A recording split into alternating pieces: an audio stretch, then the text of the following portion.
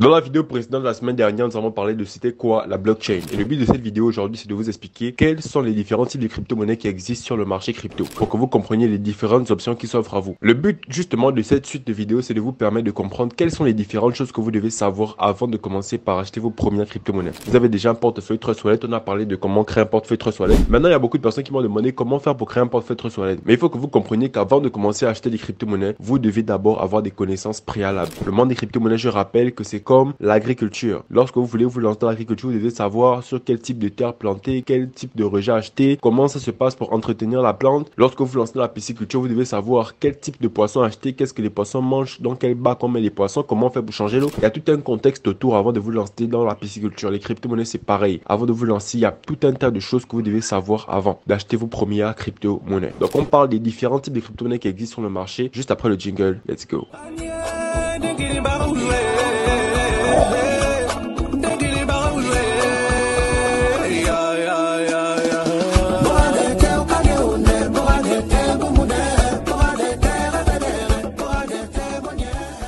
Bonjour à tous, j'espère que vous allez bien. Bienvenue sur Crypto Afrique Future, cette chaîne où on parle de crypto-monnaies en Afrique. On explique à toute la communauté comment les crypto-monnaies fonctionnent de façon simple et pratique. Donc si la thématique t'intéresse, n'hésite pas à t'abonner à la chaîne et surtout active la cloche de notification pour être informé des prochaines vidéos qui paraîtront sur cette chaîne. Pour toutes les personnes qui veulent approfondir leurs connaissances en crypto-monnaie, il y a le livre disponible de Sceptique à passionné par les crypto-monnaies qui apparaît juste ici, qui vous permet de comprendre en détail qu'est-ce que c'est que les crypto-monnaies, quelle est la révolution technologique qu'il y a derrière. Donc si vous voulez vous procurer ce livre-là, n'hésitez pas à nous contacter à ce numéro-là. Alors, quels sont les différents types de crypto-monnaies qui existent sur le marché crypto? Pour commencer, on va faire un distinguo entre deux grandes catégories. On a le Bitcoin d'un côté et on a les altcoins de l'autre côté. Le Bitcoin représente à lui seul une catégorie à part entière parce que le Bitcoin, c'est la crypto-monnaie première. La première crypto-monnaie qui est apparue en 2009, c'est la mère des crypto-monnaies, on va dire ça comme ça. Et ensuite, les altcoins, c'est toutes les alternatives qui sont nées après le Bitcoin. Donc, Bitcoin, c'est la première crypto-monnaie originelle. Et ensuite, les altcoins, alt pour alternative au Bitcoin, ce sont des crypto-monnaies qui ne sont pas le Bitcoin. Pour ceux qui sont au Gabon, il y a l'ethnie qu'on appelle les Fans et tous ceux qui ne sont pas Fans sont des Bilob. Donc tout ce qui n'est pas Bitcoin, c'est des altcoins, ok? Maintenant que cette différence est faite, on va partir au niveau du fait de comprendre qu'est-ce que c'est qu'un coin et qu'est-ce que c'est qu'un token. Alors, les coins, ce sont des crypto-monnaies qui possèdent leur propre blockchain. Si tu ne sais pas c'est quoi une blockchain, c'est que tu n'as pas suivi la vidéo précédente de la semaine dernière. Donc je t'invite à regarder cette vidéo-là juste ici, ou bien elle va s'afficher quelque part là, pour comprendre c'est quoi la blockchain. Alors, un coin, c'est une crypto-monnaie qui possède sa propre blockchain. Donc c'est une crypto-monnaie qui a son écosystème propre. C'est un peu comme si vous avez votre maison et votre maison est basée sur votre propre terrain, ok? Donc la crypto-monnaie, c'est la maison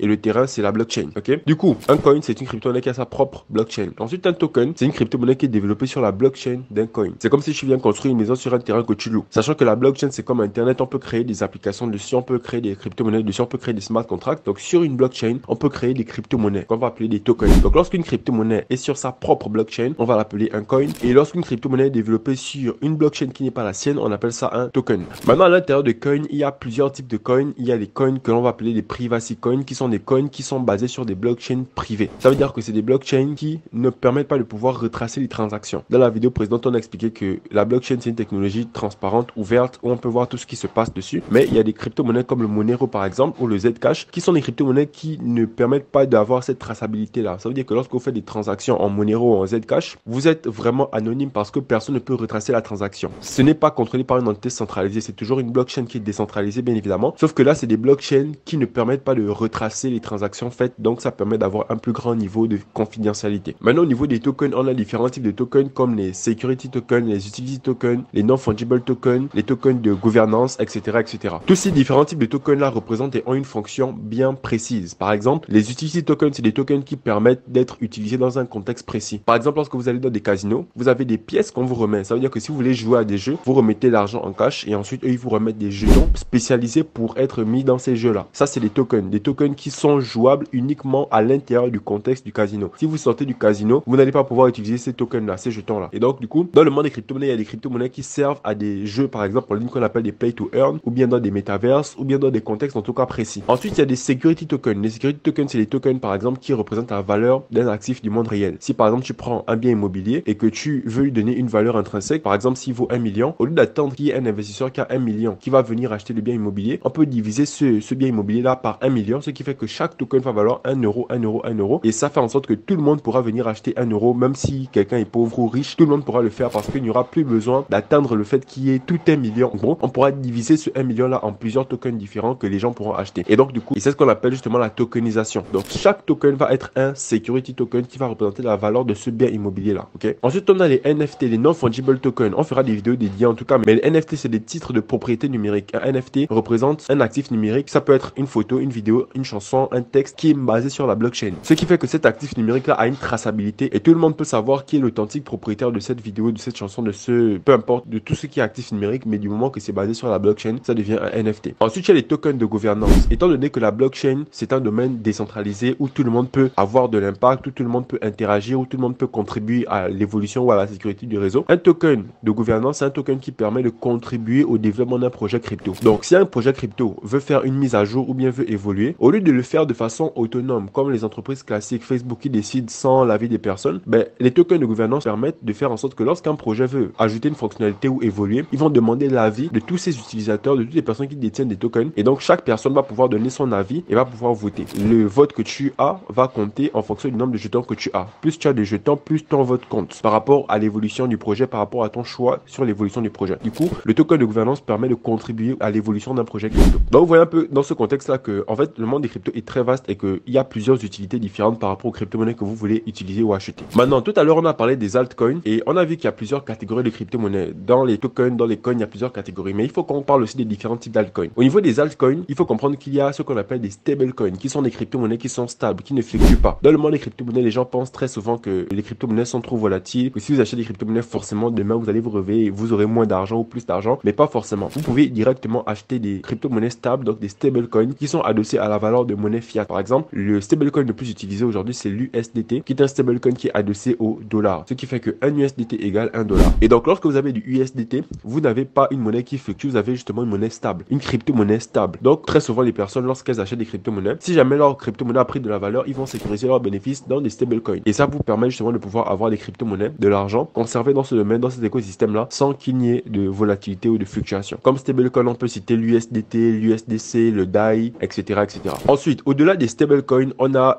d'autres types de crypto-monnaies comme les shitcoins. Les shitcoins, ce sont des crypto-monnaies qui n'ont pas de projet derrière. Tout à l'heure, lorsque j'ai parlé des coins, lorsque j'ai parlé des tokens, lorsque j'ai parlé même des stablecoins, vous avez vu que derrière chacune de ces crypto-monnaies, derrière de chacune de ces catégories, il y a toujours une utilité derrière, un but, un projet. Mais derrière les shitcoins, il n'y a pas de projet. C'est des crypto-monnaies qui peuvent être lancées par n'importe qui, par vous et moi, et qui vont juste avoir un gros coup de marketing qui va faire en sorte qu'ils vont prendre de la valeur. Le coup de marketing, ça peut être par exemple le fait de faire croire aux gens que ce shitcoin-là va être le prochain Bitcoin, va révolutionner le monde, va faire ceci, cela. Mais fondamentalement, derrière, il n'y a pas de projet qui drive la prise de valeur de cette crypto-monnaie-là, en fait. Il faut comprendre qu'une crypto-monnaie, pour prendre de la valeur, c'est une question d'offre et de demande. Ça veut dire qu'il faut qu'il y ait des gens qui veulent acheter la crypto-monnaie pour que l'offre en circulation devienne rare et que le prix augmente. Et c'est littéralement comme ça que fonctionnent tous les actifs dans le monde. Lorsque vous voulez acheter, par exemple, du sucre, si il n'y a qu'un seul boutiquier qui vend le sucre et que le prochain boutiquier qui vend le sucre est à 100 000 km, même s'il met le sucre à 5 000, vous allez être obligé d'acheter parce qu'il est seul. Donc la loi de l'offre et de la demande s'applique dans ce cas-là. Au niveau des crypto-monnaies, c'est le même cas, c'est le même principe. Lorsque vous voulez acheter une crypto-monnaie, il faut bien qu'il y ait un besoin. Les gens ne vont pas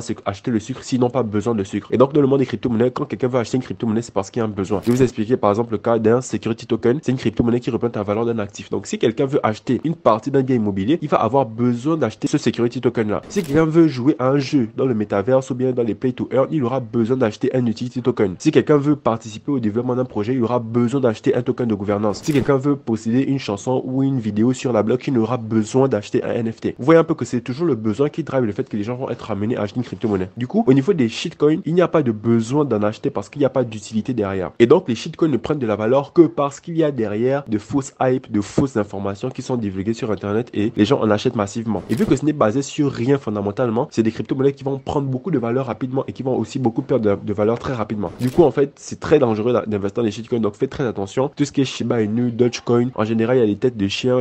En fait, il y a tout un tas de shitcoins. Faites vraiment très attention à ce type de crypto-monnaie-là. En tout cas, dans les prochaines vidéos, on expliquera encore plus en détail comment faire pour sélectionner une crypto-monnaie, comment faire pour rechercher des projets crypto derrière une crypto-monnaie. Et ça permettra de pouvoir mieux éclairer vos lanternes par rapport au choix des crypto-monnaies que vous voudrez acheter dans le futur. Donc, les gars, je pense qu'on a fait un tour général des crypto-monnaies qui existent sur le marché. Donc, maintenant, je pense que vous avez une idée globale des types de crypto-monnaies que vous pouvez retrouver sur le marché. Maintenant, vous pouvez comprendre que, en fait, les crypto-monnaies, c'est pas le hasard. On n'achète pas une crypto-monnaie pour acheter. Il faut comprendre le type de crypto-monnaie que vous voulez acheter, pourquoi vous voulez l'acheter, etc., etc. etc. Donc dans les prochaines vidéos, on expliquera les autres points qui vous permettront de comprendre ce que vous devez comprendre avant de commencer à acheter vos premières crypto-monnaies. Une fois que vous allez pouvoir comprendre tout ça, une fois que vous aurez les informations nécessaires, vous allez maintenant pouvoir me contacter sans problème. Je vais pouvoir vous vendre des crypto-monnaies sans problème. Donc attendez, restez patient, ce n'est pas la course. Pour ceux qui veulent aller plus vite, bien évidemment, on propose des formations et des coachings privés personnalisés payants. Maintenant, pour ceux qui n'ont pas les moyens de pouvoir se procurer ces coachings et ces formations-là, s'offrez d'attendre les vidéos YouTube. Donc pour ceux qui n'ont pas encore le livre, n'hésitez pas à le commander. De Sceptique à passionné par les crypto-monnaies qui vous permet de rentrer dans les profondeurs des opportunités que représente la crypto-monnaie pour le continent africain. On se retrouve dans les prochaines vidéos. C'était Harley, le fondateur de Crypto Future. Pick up les gars.